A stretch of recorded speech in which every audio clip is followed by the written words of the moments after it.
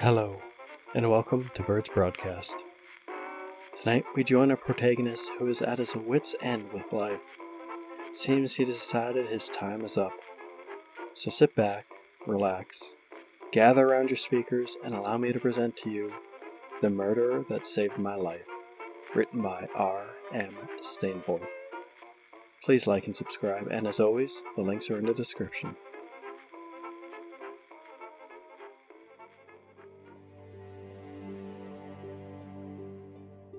I was done. This time, I meant it. There were several times in my life where I found myself considering it, contemplating taking my trip to the other side. The last time I'd called the suicide hotline, and eventually decided to give life one more try. Not this time. I felt completely at peace about it. This time, I was truly ready. I slipped the rope over my neck. The rope was tied to a metal loop that was drilled into the framing, to be sure that it would not fail. I lifted my foot, ready to step off the chair. Then someone knocked on the door. Who the hell could be knocking on the door? I spent every last dollar I had to rent this remote cabin, where I could spend my last weekend in beauty and peace.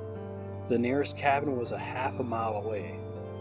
Curiosity got the better of me. It's not like the rope was going anywhere.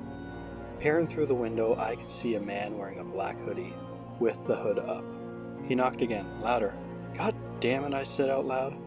I wanted this to be peaceful, and this asshole was ruining the vibe, screwing up my plan. I walked out of the single bedroom onto the loft, and down the stairs where the living room, kitchen, and front door were. Since he didn't seem to be leaving on his own, I opened the door. What do you want? I said rudely. Good evening, sir, the stranger said, a little too nicely. He had black hair and a well-trimmed beard. My car broke down about a mile down that dirt road, and I was wondering if I could use your phone? The man sounded like a used car salesman, fake and rehearsed. I don't have a phone, I told him coldly. It was a lie, of course. Oh, I'm sure you have a phone. All cabins up here do. Not this one. I started shutting the door when he stuck his foot in the doorway, preventing me from shutting the door all the way. It'll only take me 30 seconds, then I'll be gone. Without even giving him a response, I pushed him away from the door and slammed it shut. For good measure, I locked the deadbolt as well. I should have been more disturbed, but really, I was just grumpy about the dude's timing. Ruining my peaceful death? Why should I help the guy anyway? No one had ever lent me a helping hand. That's just how this cruel world works. Nobody gives a shit. And who puts their foot in someone's door? I walked back upstairs and peered out through the window to watch him leave. He was gone. But I hadn't seen him leave. The dirt road leading up to the cabin was long and straight. I should be able to see him still walking away. I needed to make sure this guy was gone, so I could find my peace with death again. I checked all the windows, looking for the weirdo. Nothing. He must have ran or something and made it out of sight quickly. Pushed the asshole out of my mind. It was time to find my peace again. I realized that the sun was now starting to set over the nearby mountain peaks. Why not watch it? This would be my last sunset, and it was sure to be a beautiful one. I pulled the cozy recliner chair to the large upstairs window. Brilliant colors of orange and pink now filled the sky. The clouds were broken up, crafting the appearance of a large, beautiful pathway over the horizon. There it was. My beautiful pathway to the afterlife had presented itself. It was time to take the path. Standing back upon the chair, I once again placed the rope over my neck. I positioned myself so I was facing the sunset.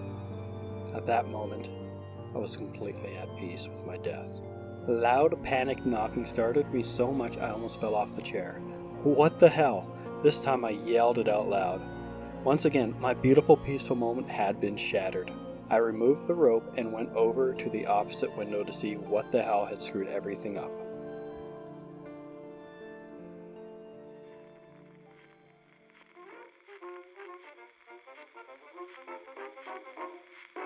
Oh dear, seems our good friend will never get his chance. Who could be so rude as to interrupt him again? Well, stay tuned to find out after a word from our sponsor, the Dollhouse.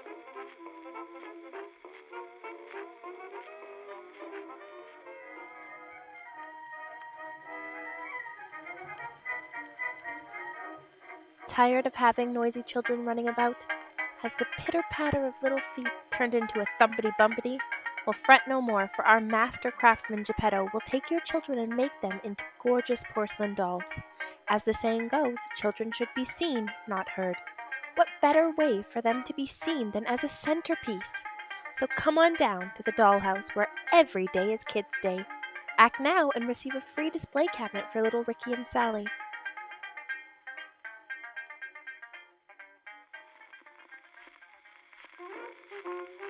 Oh my. I wonder if they offer gift certificates. I have some nieces and nephews whose parents might be interested in giving the dollhouse a little tour. But enough about that.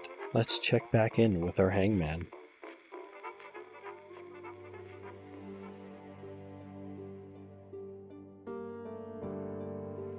This time it was not the hooded weirdo standing at the door. It was a girl. She was crying and panicked, knocking repeatedly. As I approached the door, I could hear her now pleading for help, still pounding on the door. The second I opened the door, she pushed herself in, slamming the door behind her and locking it. "What the hell?" I started asking.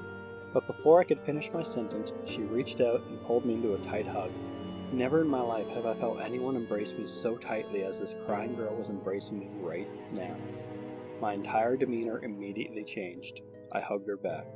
"What's going on? What's wrong?" I asked her, with genuine concern.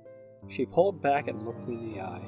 I couldn't help but notice, even through her tears, she was absolutely beautiful. Her long, dark hair complemented those beautiful green eyes.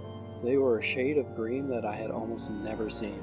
For a moment, I lost myself in her eyes. I came back to reality when she started talking. He killed her! He killed Jess!" she sobbed. "What? Who? Who's Jess?" "This man! He came back to the door, and he asked to use our phone, so I let him in. Then he pulled a knife and he killed her." The girl burst into uncontrollable sobs and buried her face in my shoulder. I squeezed her tightly. It hit me. At that moment, she had just described the man that had knocked on the door earlier. Holy shit. That man had killed someone? Snapping into task mode, I led the girl into the kitchen, where I called 911. 911, what's your emergency? "My name is Dean Johnson. There's been a murder. Please come quick." I gave her the address of the cabin I was staying in. Thankfully, it was on the card by the landline phone. I asked the girl for the address where the murder happened. She didn't know, but she did manage to tell the operator her name was Sarah, and that someone had just murdered Jess. "Okay, sir.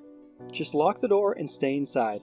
Emergency responders will be there in about 30 minutes, the lady on the phone told me. 30 minutes? What do you mean 30 minutes? There's a murderer on the loose. "I'm sorry, sir. That's the closest law enforcement to you. You're in a remote area." Before I could respond, there was a loud knock on the door. Sarah cried and I dropped the phone. Quietly, I walked to the door and nervously looked through the peephole. It was him, the hooded car salesman asshole. He was covered in blood now and holding a dripping knife.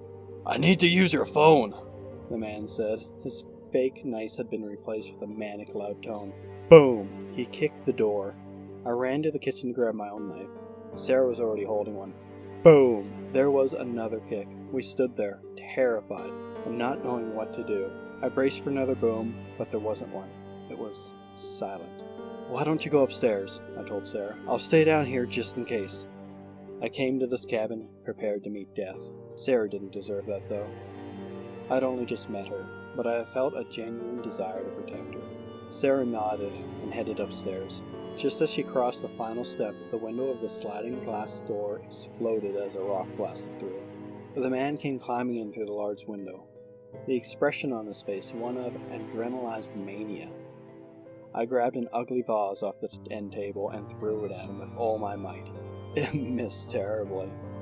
The knife still in my hand, I picked up a wooden chair and charged at him with bravery I had never felt before.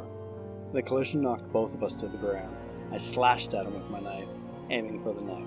I missed again, but still slashed through his face. He slashed right back at me, putting a deep cut into my upper chest. I rolled backwards, trying to get to my feet. Before I was up all the way, the chair hit me in the face and knocked me back to the ground. I stammered back to my feet with another slash, narrowly missing me. I started punching and slashing wildly now. I admit that I didn't know how to fight. I'd never needed to before. I connected at least once more with the knife, then, naturally, I tripped. The man slammed that vase I threw at him into my head, shattering into pieces. He stomped on my face and I blacked out. I came to a couple seconds later to find the man almost at the top of the stairs. Sarah was screaming. Her scream sparked my adrenaline and I found myself running up the stairs. I tackled him from behind and slammed my knife into his back. I was trying to hold him down, but he was stronger than me.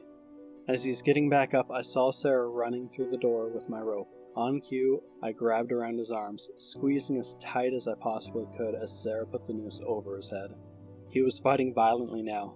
I knew that I was unable to restrain him for long, even with that knife sticking in his back. Sarah was quickly tying the other end of the rope to the banister with shaky hands. With a sudden burst of strength, the killer broke his arms free and lunged at Sarah.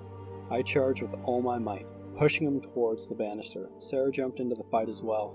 Together, we gave a final push, knocking the killer over the banister and off the loft.